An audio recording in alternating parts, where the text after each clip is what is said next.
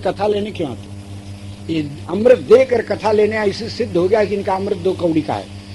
देवताओं ने कहा, हे परीक्षित, कैसा बोलते हो? जिस अमृत की प्राप्ति ले संपूर्ण दैवी शक्ति और विराट की आसुरी शक्ति दोनों ने मिलकर के क्षीर समुद्र का मंथन किया, जिसके लिए भगवान को 5-5 अवतार धारण करना पड़ा। वासुकी नाग में प्रवेश किया है, पर्वत में प्रवेश किया है, कछुआ बनकर धारण किए हैं, विष्णु बनकर मंथन किए हैं और फिर मोहिनी बनकर के वितरण किया है। 5-5 अवतार लेकर भगवान, ये अमृत आपको सामान्य लगता है, फालतू लगता है? परीक्षित राजा ने कहा, आप लोग नाराज हो तो मैं नहीं बताता, वो आप केवल सुनना चाहो, समझना चाहो तो बताऊं। बोले हाँ। अच्छा सुनना चाहते हैं? बोले तो सुनो। संसार गुण दोषात्मक है, किसी को गुण दिखता है, किसी को दोष दिखता है। आप स्वार्थी हैं, रजोगुणी हैं, इसलिए आपको अमृत में गुण दिखता है, दोष नहीं दिखता। हम वैष्णव हैं, भगवान के हैं, हमें इसमें कोई गुण नहीं दिखता है। इसमें क्या दोष दिखता है? बोले सबसे पहले तो ये जूठा है। जूठा है? बोले क्या हो? देवता पिए हैं, बाद में बचा जूठा नहीं। और पाताल में अमृत कुंड है, सांप मुंह डालकर पीते हैं, सबका जूठा है। नागोच्छिष्टम सुरोच्छिष्टम देह बंधन कारकम, एक ही शरीर में बांध देता है। पिया अमृत की बस उसी शरीर में रहे। बोले अमर हो जाएगा? बोले शाम से बोलो कि हमने गोबर खाया है, ऐसा बोलने से गोबर अच्छा थोड़ी हो जाएगा। अरे क्या बात है? बोले अमर होना कोई अच्छी बात है? अमर होने का अर्थ है बार बार उसरों से पिटाओ, जूता खाओ और मरो भी नहीं। भूल से भी किसी को अमृत नहीं पीना चाहिए। अमृत पीने से सांपों का जूठा होने के कारण, जहर मिश्रित होने के कारण उसमें मादकता आ गई है और पीते ही आप लोग भगवान को भुला जाते हैं और टिन्न पिन्न करके छोकरियों का नाच देखते हैं। ये ऐसा अमृत किस काम का? एक देह में बांध दिया, शरीर को नरक बना दिया। कोई अमृत पिया अमर हो गया, वो तो नहीं मरेगा, पर उसके सामने उसका जवान बेटा मरेगा, पोता मरेगा, नाती मरेगा, बहू मरेगी, सारा कुटुंब किसी के सामने मरता चला जाए, वो बैठा रह जाए तो क्या दशा होगी उसकी? बुढ़े से पूछो कि सारा कुटुंब सामने मर गया, जीते जी नरक भया कि नहीं? और बेशर्मी हो जाए कि मर गए तो मर गए, हम तो अमर हैं। तो कलयुग आया और कहीं कलयुग के छोकरों को पता चला ये बुढ़वा मरता नहीं है, पकड़ करके और चीर के रिसर्च शुरू किए काहे को नहीं मरता, तो क्या दशा होगी? ये जीते जी नरक में चले जाओगे, इससे चक्कर में पड़ना नहीं। और सबसे भयंकर बात है ये अमृत काम, क्रोध, लोभ, मोह, मद, मात्सर्य को, सारे दुर्गुणों को बढ़ाने वाला है। सभी देवता मात्सर्य करते हैं, कोई भजन करो विघ्न करने जाते हैं। अहंकार आता है, अपने आप को कुछ गिनते नहीं। और सबसे भयंकर बात, श्री राम विस्मारकम, भगवान को भुलाता है। जब भगवान को भुलाता है, टिन्न पिन्न करता है, तब ठाकुर जी देखते हैं ससुरों को अमृत दिया, हम ही को भुलाएंगे। तब कान में ऐसा कुछ किया, फेंका, विष्णु कर्णमलोद्भूतम मधुकैटभ नाम के भयंकर दैत्य प्रकट हुए।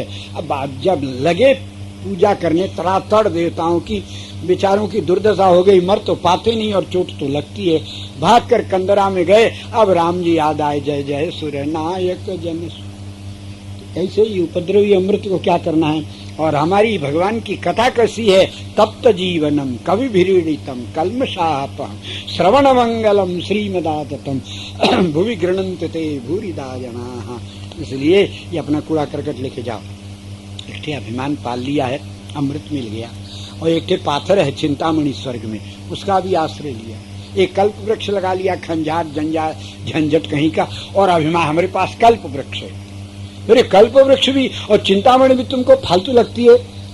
बोले चिंतामणि हाथ में लेकर कहो श्री कृष्ण प्राप्ति कराओ तो करेगी। बोले ये तो चिंतामणि का बाप भी नहीं कर सकता। बोले तो फिर पत्थर रखने से क्या फायदा?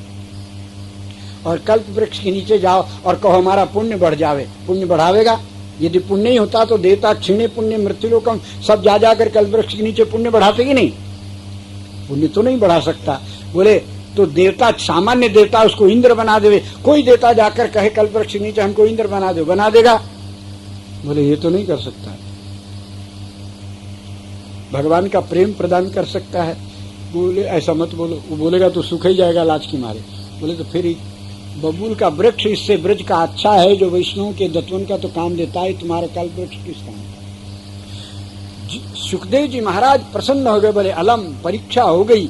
जिसको भगवान की कथा के सामने कल्प वृक्ष, चिंतामणि और अमृत का कुंड भी फीका लगे और कथा प्यारी लगे, वो कथा का श्रोता है। उसी को अधिकार है। शुकदेव जी महाराज परीक्षा कर चुके, इसलिए परीक्षित हो गए।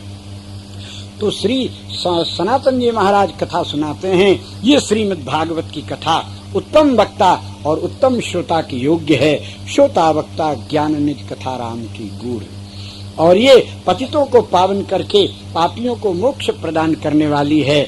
इसमें एक कथा सुनो। तुंगभद्रा नदी के किनारे एक आत्मदेव नाम के पंडित रहते। उनकी पत्नी का नाम धुंधुली। उसको बेटा ही नहीं होता। डूबने के लिए पंडित जी गए। एक वैष्णव सन्यासी मिले, उनके चरणों में गिर कर कहे कि महाराज हमारे पुत्र नहीं होता है। तो क्या करोगे पुत्र लेकर? सुपुत्र होवेगा तो इतना प्यारा लगेगा कि मरते समय भगवान बुलावेंगे, अगला जन्म लेना पड़ेगा। और कुपुत्र होवेगा तो जीते ही नरक कर देगा, मरते समय में क्या जीने में नरक भोगोगे। इसलिए भगवान का भजन करो। बोले हमहू पंडित हैं महाराज जी, कुल कथा तो हमहू सुनाते हैं, पर हमरे लड़का नहीं, दूसरों को तो हमू को कहना आता है। आप बल से अपने हमको पुत्र प्रदान करो, और नहीं करोगे तो मैं मरने आया हूँ। आत्महत्या के भय से नहीं मरता, पर आपको देख लिया, अब आप वैष्णव हैं, या तो हमको पुत्र दो, नहीं तो ब्रह्म हत्या लो, मैं मरूंगा आपके सामने। हंसकर सन्यासी दशम स्कंद का पाठ कर रहे थे। फल दिया और कहा ये श्रीमद् भागवत का फल है, इसको अपनी पत्नी को खिला दो। नियम और मर्यादा पूर्वक पवित्रता से रहेंगी तो जगत का उद्धार करने वाला परम वैष्णव महाभागवत पुत्र उत्पन्न होएगा। पंडित जी ने ले जाकर पंडितानी को दिया। वो तो धुंधुली, जिसकी बुद्धि संसार के प्रपंच में काम करे, भगवत भक्ति में काम न देवे, उसका नाम धुंधुली। दिखता तो है पर धुंधु दिखता है, पूरा नहीं दिखता है। तो धुंधुली, जिसकी बुद्धि धुंधुली है, गाय को फल को खावे। उसने सखियों के कहने से कुट काट के वो फल आटा मिला के गाय को खिला दिया, और अपने झूठों कहने लग गई हमारे पेट में बालक आ गया है। और सखियों ने आपस में सलाह किया। उसकी छोटी बहन के बालक भया, रात्रि कोई बच्चे को यहाँ मंगा लिया, उसको कुछ पैसा दे दिया और हल्ला मचा दिया, हमारे बालक हो गया। जिसकी पैदाइश में बेईमानी हो, बालक अच्छा किधर से होगा। तो अब धीरे धीरे बड़े होने पर गोकर्ण जी तो महान ज्ञानी भय, गाय के बालक प्रकट भया, सुंदर, खाली कान गाय का। पिताजी ने उनका नाम रखा गोकर्ण जी, और माँ ने अपने बेटे का नाम रखा धुंधुकारी। अब दोनों का यज्ञोपवीत संस्कार भया। यज्ञोपवीत संस्कार होते ही गोकर्ण जी तो काशी चले गए विद्याध्ययन करने के लिए। धुंधुकारी माँ के प्रेम से वहीं रह गया। अब वो धीरे धीरे स्वतंत्र होने के कारण दुष्ट हुआ। पिता समझाने की चेष्टा करे तो माँ बार बार डांटते हैं, क्यों मेरे बच्चे को बोलते रहे, नहीं पढ़ेगा नहीं पढ़ेगा, इसको कौन नौकरी करना है। ऐसे उस पर सिर पर चढ़ाया। पिताजी तो उब कर चले गए, गांव घर छोड़ के गांव के बाहर कहीं मठ में भजन करने लग गए। अब माँ अकेली रह गई, तो वो स्त्रियों को लेकर के वहीं आ गया, नाचने वालियों को, और माँ से धन मांगा। जितना धन था माँ ने दे दिया। दूसरे दिन मांगने पर कहा अब नहीं है, तो माँ को मारा है। तो दुख के मारे माँ बेटे की लात खाकर अपमानित हुई है, कुएं में गिरकर मर गई, प्रेत हो गई। और जैसा करता है प्राणी उसको वैसे ही फल मिलता। उन नर्तकियों ने इसको भी बांधकर बड़ी बुरी दशा से मारकर वहीं गाड़ दिया। धुंधुकारी प्रेत भया, वो तो चली गई।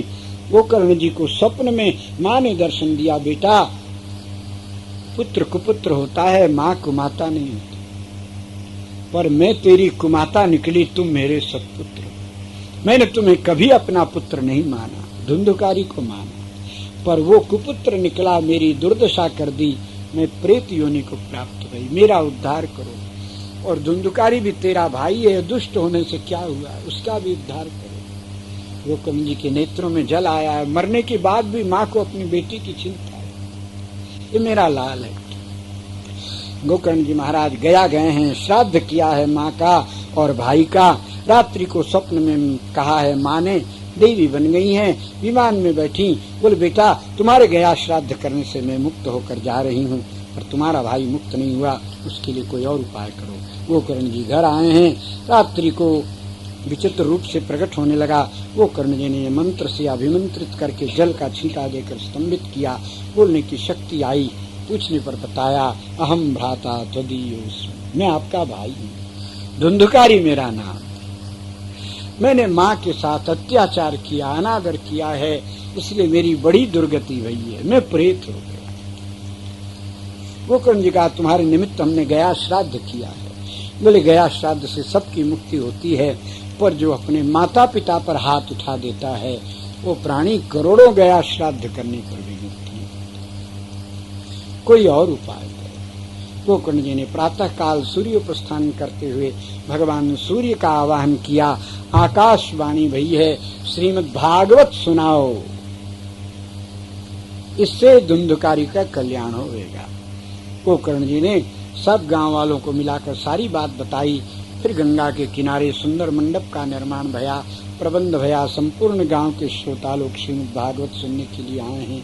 गोकर्ण जी ने धुंधकारी का आवाहन किया है तो वायु रूप प्रेतों का होता। वायु छूता है, दिखता नहीं है, वैसे ही प्रेत पकड़ लेता है पर दिखता नहीं है। इसलिए मंत्रों के द्वारा देखा जाता है, या स्वयं दिखना चाहे तो रूप धारण करके देख सकता है। वो वायु रूप था, इधर उधर भटक रहा था। गोकर्ण जी ने उसको स्तंभित किया है। एक 7 गांठ का बांस था, उसी में धुंधकारी को बैठाया है। मंत्र से स्तंभित करके बैठा दिया, वो भागने न पावे। और तब विधि पूर्वक उसको वैष्णवी दीक्षा दी है। और तब कहा प्रेम से कथा सुनो, मन लगाकर सुनो। कथा सुनने के बाद मनन करना। फिर एक एक दिन की कथा में एक एक गांठ फोड़ता ऊपर आवे। 7वें दिन 7वीं गांठ फोड़ दिया, वैकुंठ से विमान आया। धुंधकारी श्रीमद् भागवत के प्रभाव से शंख चक्र गदा पद्म धारण करके भगवान के धाम को चला गया। श्री सनातन जी कहते हैं, इसलिए नारद तुम भी श्रीमद् भागवत की कथा सुनाओ, भक्ति ज्ञान वैराग्य सबका कल्याण होवेगा। नारद जी महाराज मधुबन में श्री यमुना जी के तट पर विशाल आयोजन किए हैं। ऋषीन्द्र मुनीन्द्र अमलात्मा भगवान वशिष्ठ वामदेव जाबाली मार्कंडे कात्यायन नारद गौतम असित देवल शिष्यों के सहित भगवान दुर्वासा आसुरी पिंगल आदि अनेक अनेक सूर्य के समान तेजस्वी महर्षिगण पधारे हैं। भक्ति ज्ञान वैराग को साथ में लेकर के आई है। वो बैठने लगी। नारद जी महाराज कथा सुनाने लगे हैं। श्रीमद् भागवत की कथा सुनते सुनते ज्ञान वैराग्य पुष्ट हुए, भक्ति तुष्ट हुई।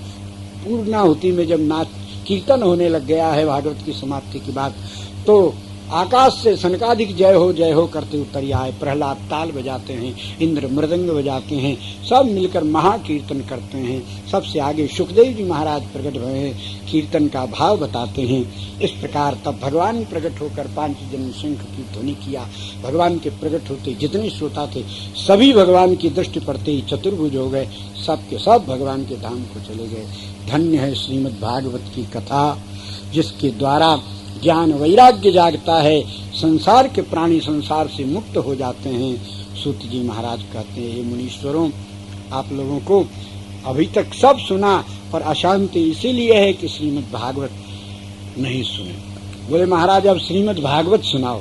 बोले सायंकाल की बैठक में श्रीमद् भागवत की पुस्तक को आदर पूर्वक आप लोग ला करके भद्र वेदी पर पधराओ, तब हम भागवत सुनाएंगे। अच्छा ठीक है। सब लोगों ने धूमधाम से आयोजन किया है। अब पूरी शक्ति लगाकर जयकार करो। जो तो पूरी शक्ति लगाएगा वो गोकर्ण जी के समान भगवान का कृपा पात्र हो जाएगा, और जो चुप रहेगा वो धुंधकारी हो जाएगा। बोलो अयोध्यानाथ भगवान की, श्री रंगनाथ भगवान की, श्री भाष्यकार भगवान की, श्री वृंदावन विहारी लाल की, श्री गिरिराज महाराज की, श्री हनुमान जी महाराज की, सब संतन की जय जय श्री राधे राधे राधे गोविंद गोविंद श्री राधे राधे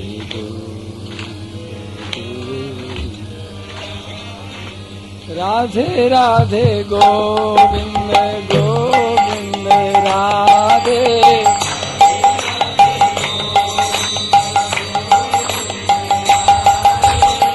राधे राधे गोविंद गोविंद राधे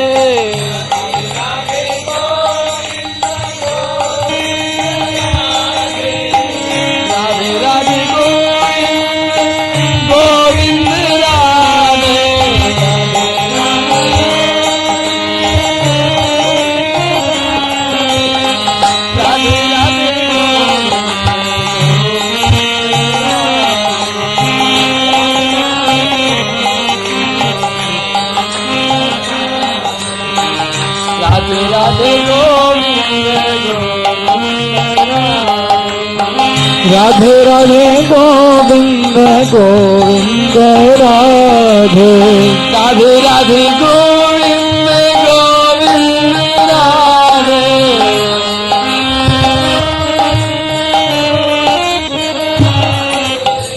राधे राधे गोविंद गोविंद राधे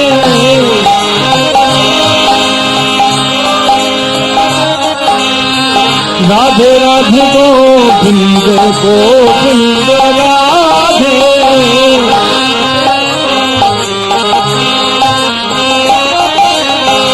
गोविंद राधे बोलो गोविंद राधे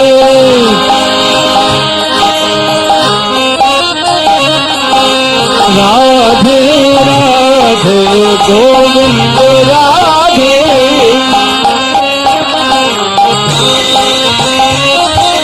राधे राधे गोविंद राधे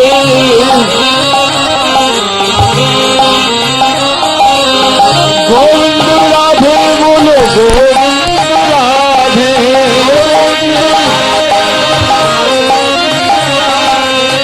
गोविंद राधे बोलो गोविंद राधे राधे राधे गोविंद राधे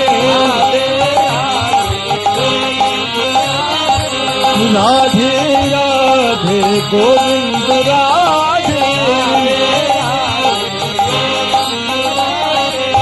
गोविंद राधे बोलो गोपाल राधे गोविंद बोलो राधे गोपाल राधे गोविंद राधे बोलो गोपाल राधे राधे राधे गोविंद राधे राधे राधे गोविंद राधे गोविंद राधे बोलो गोपाल राधे गोविंद बोलो राधे गोपाल राधे राधे राधे गोविंद राधे राधे राधे गोविंद राधे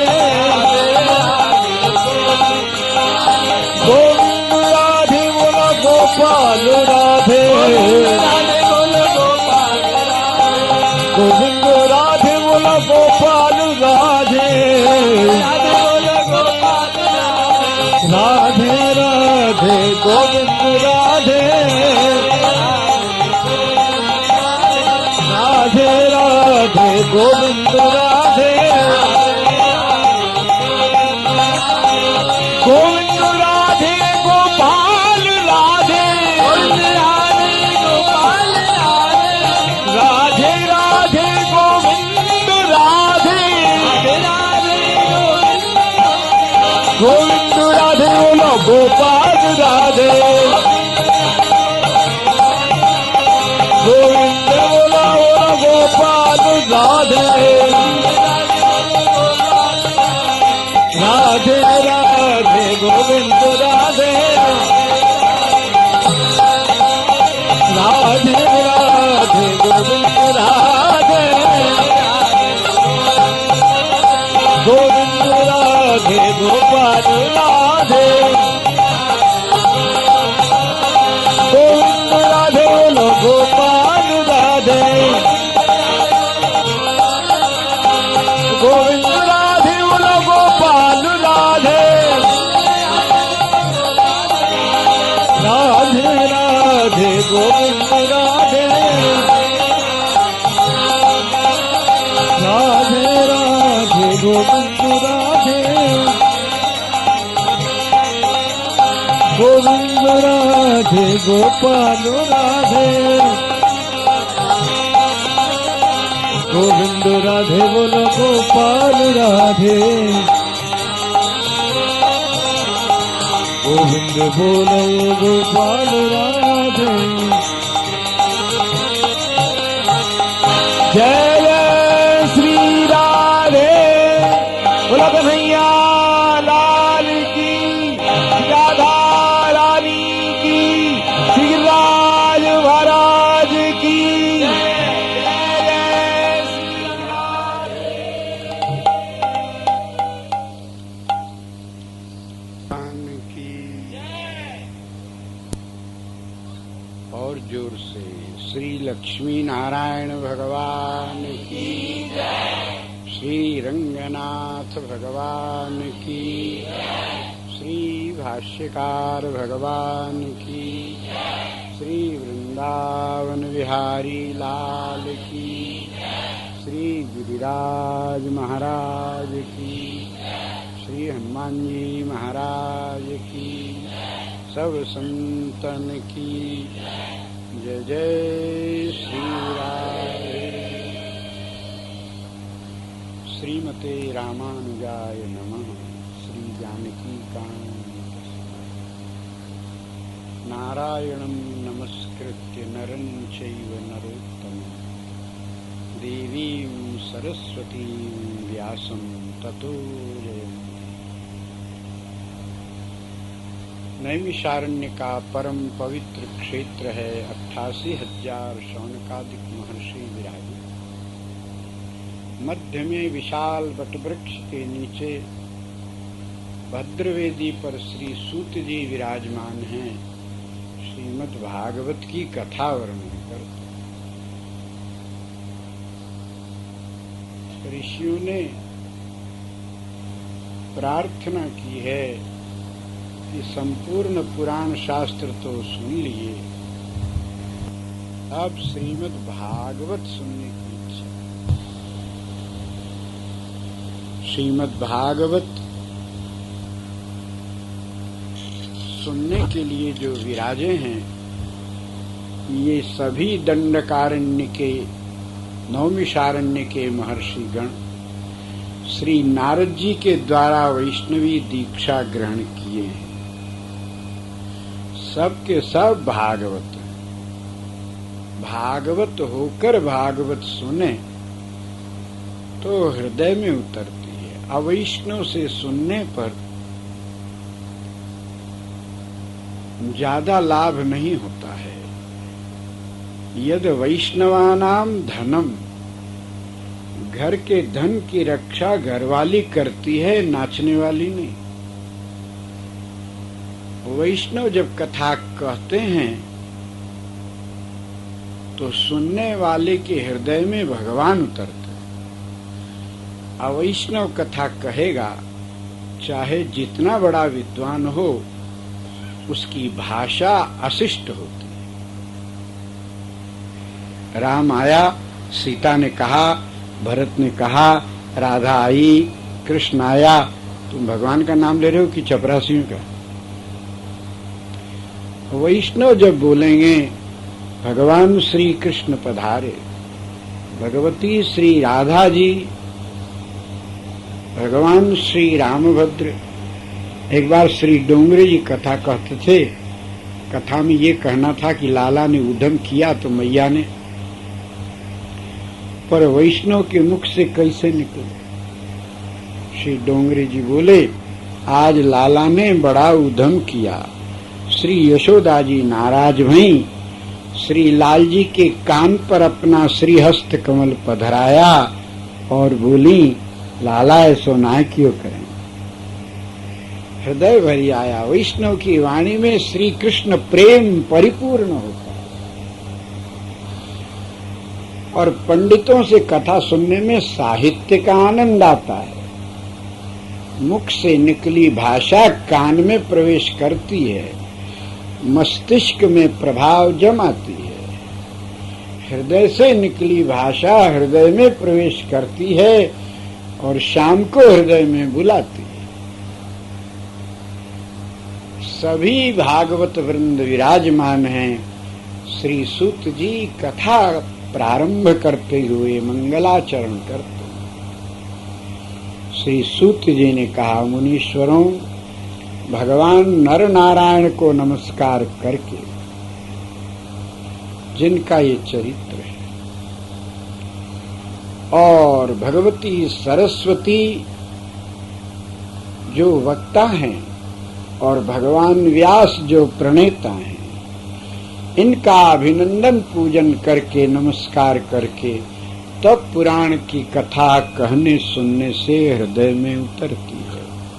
अन्यथा कृतज्ञता का दोष होने के कारण हृदय में नहीं प्रवेश करते। श्री सूत जी व्यास जी को प्रणाम करते हैं। व्यासाय विष्णु रूपाय व्यास रूपाय विष्णवे नमो वै ब्रह्म विधये वासिष्ठाय नमो नमः। श्री सूत जी ने भगवान व्यास को नमस्कार किया। व्यासम वसिष्ठ नप्तार, वशिष्ठ जी के नाती हैं। शक्ते पौत्रम, शक्ति महर्षि के पौत्र हैं। पराशरात्मजम वंदे, पराशर जी के पिताजी हैं, पराशर जी के पुत्र हैं। और शुकतातम, शुकदेव जी के पिताजी। तपोनिधिम, तपस्या के खजाने हैं। श्री सूत जी महाराज मंगलाचरण पूर्वक भगवान को और गुरुदेव को नमस्कार करके कथा प्रारंभ करते हैं। कहते हैं, मुनीश्वरों, व्यास जी ने संपूर्ण पुराणों की रचना की, शांति नहीं मिली, तो श्री नारद जी ने आकर कहा भागवत वर्णन, भागवत का स्वरूप समझाया, भागवतों की महिमा समझाई। नारद जी कहते हैं, मुनीश्वरों, मैंने भागवतों की महिमा देखी है। मैं जो नारद हूं ना, ये भागवतों की कृपा के कारण, नहीं तो मेरा जैसा पतित कोई नहीं था। पहले के पहले जन्म में मैं उपबर्हण नाम का गंधर्व था। गंधर्व जाति यूं ही सुंदर होती है, मैं सर्वाधिक सुंदर था। उस समय कोई देवी, कोई गंधर्वी ऐसी नहीं थी कि हमको देखकर मोहित न हो जाए।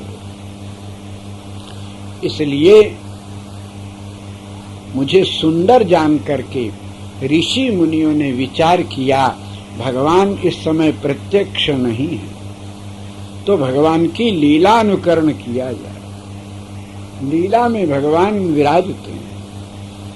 लीला में जो स्वरूप होते हैं, यदि निर्मल स्वरूप हों, ब्राह्मण के पुत्र हों, विधि पूर्वक प्रतिष्ठा करके प्रतिष्ठित श्रृंगार के द्वारा उनका अलंकार किया गया हो और श्रृंगारी उनमें भगवत भावना रखकर आराधना करता हो, तो लीला स्वरूपों में भगवान का आविर्भाव हो जाता है। कोयला तो कोयला ही है, पर अग्नि के संपर्क से जैसे अग्नि हो जाती है, वैसे ही बालक तो बालक ही हैं, पर श्रृंगार भावना और मंत्र के प्रभाव से उनमें श्री कृष्ण का आविर्भाव हो जाता है। श्रृंगार उतरने के बाद, आगी बुझने के बाद कोयला तो फिर कोयला ही है, ऐसे श्रृंगार उतरने के बाद बालक तो फिर बालक ही है। तो सब लोगों ने मिलकर उपबर्हण गंधर्व को श्री कृष्ण बनाया। लीला बहुत सुंदर, श्रृंगार करने पर आनंद आ गया। सब ऋषि इतने सुंदर हैं, साक्षात भगवान ही लगते हैं। लीला प्रारंभ हुई। लीला में गोपियां और श्री कृष्ण बनकर के लीला हो रही थी। उसी समय उपबर्हण गंधर्व की प्रेमिकाएं आ गईं। उन्होंने हाव भाव नेत्रों से कुछ संकेत किया और उपबर्हण ने उनका उत्तर दिया। श्री कृष्ण रूप में वासनात्मक संकेत करते ही मुनियों का रस विरस हुआ है और शाप दिया है लंपट। भगवत स्वरूप धारण करने के बाद भी उच्छृंखलता करते हो, जाओ नीच कुल में प्रकट हो जाओ। वो शूद्रा दासी के गर्भ से दासी पुत्र बनकर प्रकट भया।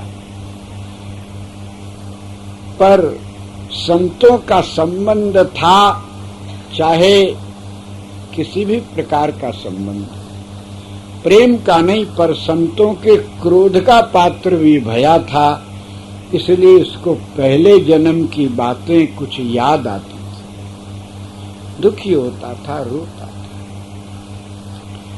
अब रोने से क्या हो, पर पूर्व जन्म कृत ऋषियों के अनुग्रह के पुण्य के प्रभाव से इसकी माँ जिस आश्रम में चौका बर्तन करती, उस आश्रम में कुछ संत चतुर्मासा करने आए। 4 महीना संत विराजे। स्थान के अध्यक्ष ने इस बालक को सेवा सौंपी, आगंतुक संतों का चरण धोना और भोजन कर लें तो जूठी पत्तल उठा के फेंक देना। बालक संस्कारी था, चरण धोवे तो चरणामृत घड़ा में धर लेवे और जूठी पत्तल फेंके तो उसका जूठा प्रसाद बटोर ले।